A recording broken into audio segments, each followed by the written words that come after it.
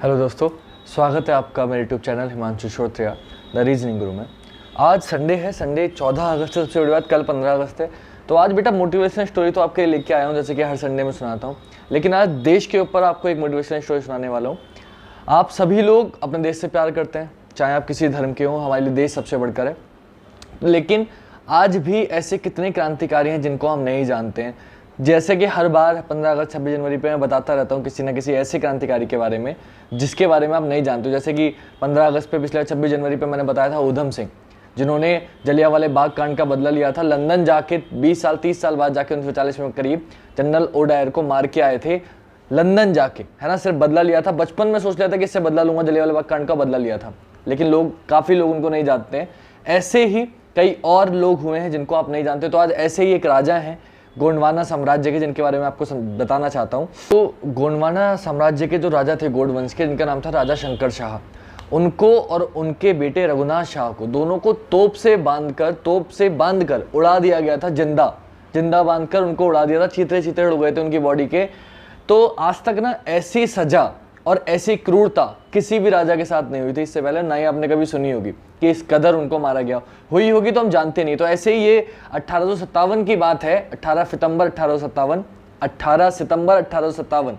आप ध्यान रखिएगा डेट। इस दिन राजा और उनके बेटे को, दोनों को जिंदा तोप में बांध के, अलग अलग तोप में बांध के ब्लास्ट कर दिया गया था। उनकी हत्या कर दी गई थी। सिर्फ किस बात पर कि जिस समय उस समय वहां पे एक लेफ्टिनेंट जनरल था क्लार्क, अंग्रेजों का, वो उनके जिले में आके जमशेदपुर को कब्जे में लेना चाहता था। और सबको क्या कर रखा था उसने, बहुत ज़्यादा तंग करता था, बहुत क्रूर था, उनकी जनता को बहुत मारा पीटा करता था, बहुत सजा दिया करता था। जब उनको ये बात पता चली तो क्लार्क ने क्या किया था कि जितने भी छोटे छोटे राजा हैं और जो वहाँ की जनता, उनको बहुत तंग करना स्टार्ट करता था। जब ये बात राजा शंकर शाह को पता चली, वो एक अच्छे राजा थे, तो उनसे देखा नहीं गया कि उनके लोगों के साथ ऐसा किया जा रहा है।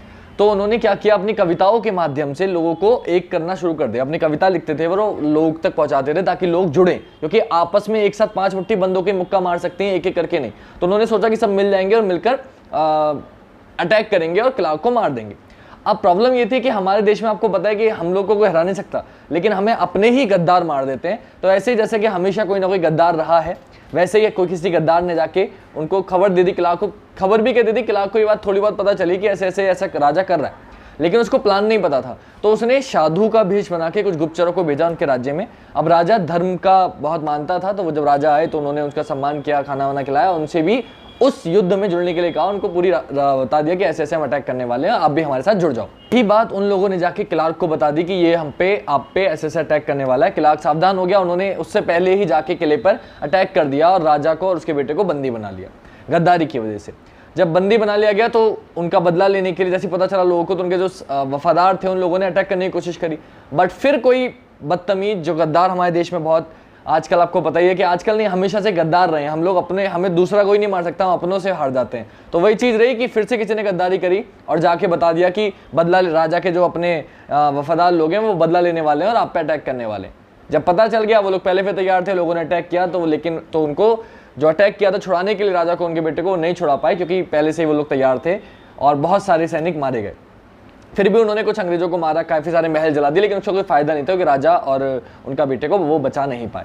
कोर्ट में केस गया, वहाँ के 2 जो लोग थे, जज वगैरह थे, उनके सामने केस गया। उन्होंने फांसी की सजा सुना दी, मतलब मौत की सजा सुना। और जब मौत की सजा उन्हें सुना दी गई तो फिर 18 सितंबर 1857 जो मैंने आपको बताया, इस डेट पर दोनों को तोप से बांधा गया, बाप बेटे को। लेकिन उन्होंने मरते समय भी हंसी हंसी अपनी मौत को कबूल किया। वो चाहे बच सकते थे, अधिकार में जा सकते थे, राजा थे, वो चाहते तो उनके अंडर में जा सकते, लेकिन उन्होंने अंडर में जाना, अंग्रेजों के गुलाम बनना मंजूर नहीं किया। उन्होंने खुशी खुशी अपनी जान दे दी तोप से बनकर। सोचो आप, छितरे छितरे उड़ गए। उनकी जो बीवी थी, रानी जो थी वहाँ की, फूल कुंवर जी, उन्होंने जैसे तैसे अपने बेटे के और अपने पति के चीथड़ों को उठाया, उनका नर्मदा नदी के किनारे उनको दफनाया गया, उनका अंतिम संस्कार वगैरह किया। और फिर वो अंग्रेजों के खिलाफ लड़ने लगी। उन्होंने अपना सैनिकों के साथ काफ़ी सारे युद्ध लड़े और जीती एक आध किला। लेकिन फिर से वही गद्दारी तो हमेशा से लोग करते आए ना। फिर गद्दारी हुई उनके धीरे धीरे सैनिक, क्योंकि उनके भी मर रहे थे, सैनिक मरते गए। एक बार उन्हें भी घेर लिया गया और वो गिर गई घोड़े से और उनको घेर लिया गया। तो अपनी इज्जत बचाने के लिए उन्होंने अपने चाकू से खुद को ही मार लिया। तो मैं सिर्फ यही बताना चाहता हूँ कि ऐसे भी बहुत लोग हुए हैं जिनको आप नहीं जानते। तो आप सभी लोग फेसबुक, इंस्टा वगैरह सब चलाते हो, यूट्यूब चलाते हो, तो मेरा मानना यह है कि ऐसे भी काफ़ी सारे क्रांतिकारी रहे हैं जैसे कि आप भगत सिंह, चंद्रशेखर आज़ाद, इन सभी लोगों को आप जानते हो जिन्होंने हमारे देश के लिए कितना किया है। फांसी पे चढ़ गए इतनी सी कम उम्र में, किसी ने अपने आप को गोली मार ली, है ना। तो हम सब जानते हैं, हम उनसे बहुत प्रेरित हुए। लेकिन ऐसे भी बहुत लोग हैं जिनको हम नहीं जानते, उनको ऐसी ऐसी मौत मिली। जैसे कि मैंने बताया, राजा को, रानी ने अपने आप को अपनी इज्जत बचाने के लिए मार लिया।